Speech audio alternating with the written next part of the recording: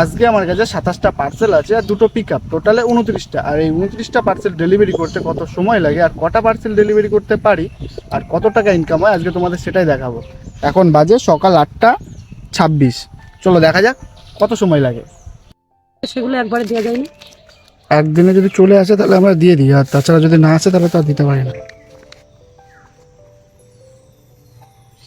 এখন 9টা বাজে, আমি 10টা পার্সেল ডেলিভারি করে ফেলেছি, কিন্তু এর মধ্যে একটা সমস্যা হয়ে গেছে। আর সেটা হলো অফিস থেকে আজকে আমাদের সবাইকে বলেছে 100% ডেলিভারি চাই, মানে সব পার্সেলগুলো ডেলিভারি করতেই হবে।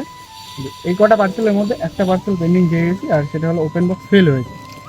কাস্টমার একটা গ্যাস লাইটার অর্ডার করেছিল আর সেটা ভুল এসেছে, তো তোমাদের দেখাই।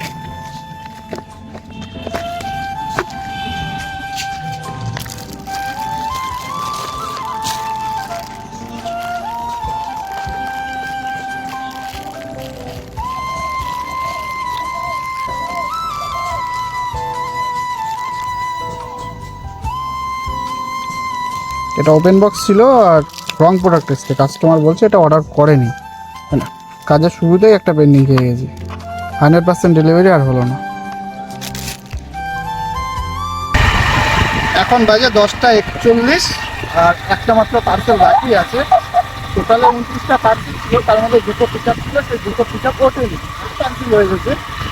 আর একটা পার্সেল ওপেন বক্স ফেল হয়েছে, টোটালে 26টা ডেলিভারি হয়েছে।